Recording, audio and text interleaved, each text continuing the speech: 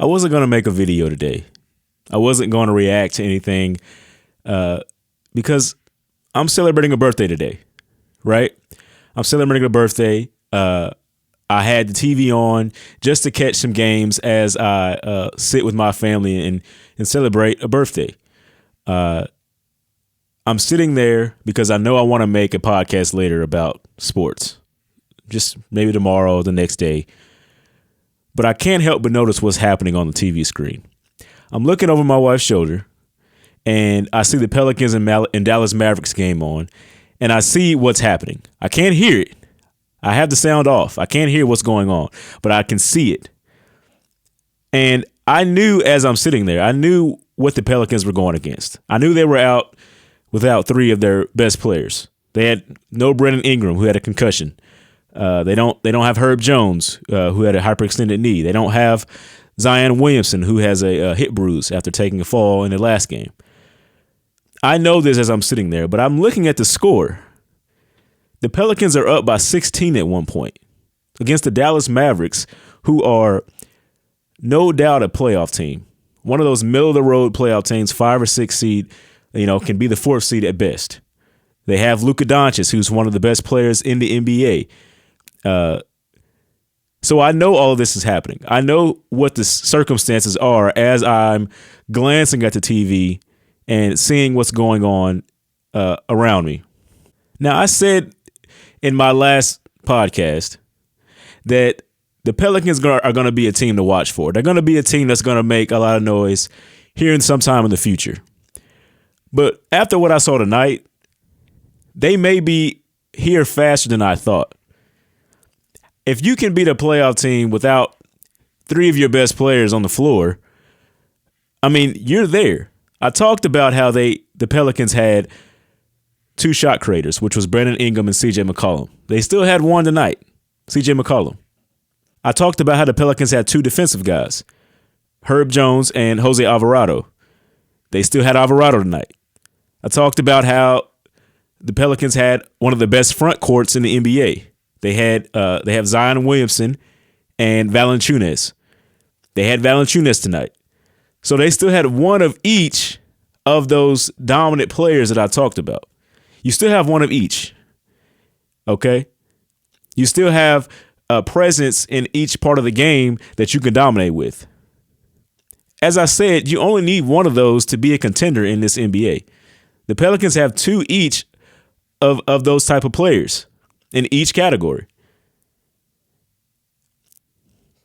But you would think that CJ McCollum would be the guy that, took the game over. It's just one of those one-off games where your superstar found his way and found his rhythm and he took the game over. CJ didn't even shoot the ball well tonight. He didn't shoot the ball well. Checking his stats, he had 14 points, but he shot 6 for 20. That's not his best shooting night whatsoever. Not at all. The real MVP of this game is Trey Murphy III. And he had 22 points tonight on 8 of 8 shooting and 4 of 4 from the three-point line. I mean, talk about a game to have, especially when you need it most, from just for your team as they are struggling without some of their guys.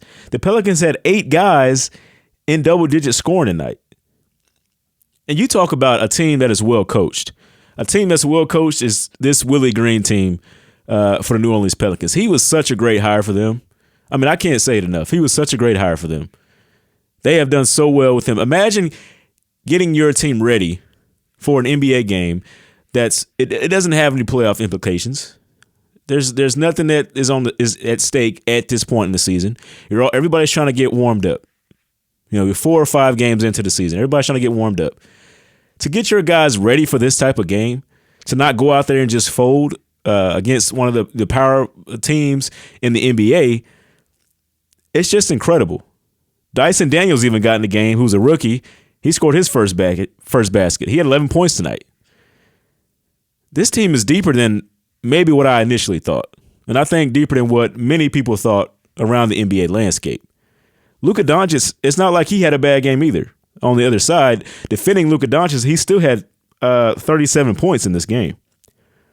Luka had 37. Now, they were missing Tim Hardaway Jr., but you can't really make that excuse when the Pelicans are missing 3 of their best guys. Spencer Dinwiddie played tonight. He had 24 points. And Christian Wood, who was an acquisition for the Dallas Mavericks before this season, he's coming off the bench. He has 23 points in this one as well. So the Dallas Mavericks played one of their best games. They played a great game in what they can do, what they're most likely going to do throughout the season. They did what they were supposed to do. Their stars had big games. This isn't like they had a bad game and the Pelicans just, took advantage of it. Dallas Mavericks played one of their best games of the year. And the Pelicans, with Willie Green leading them as a coach, I mean, what can you say? What can you say? I haven't done a lot of research on it just yet. This is an instant reaction, so I don't have a lot to say just yet. We'll talk about this on the podcast coming soon. I want to get a lot more in depth on this, but I had to come on here and talk about this because I was just shocked about what I saw in the final result, because this came down to a Luka Doncic 3-pointer that he just missed, and he took a step back three from the hash and still almost made it. It just shows how great he is as a player. But this team is better than even I thought, and I thought they were going to be really good. Thanks for watching this video. If you made it this far, like and subscribe to my YouTube channel. Also, I have a podcast called Rip Jersey. Follow that, add it to your playlist. Listen to it wherever you can. Thanks for watching again.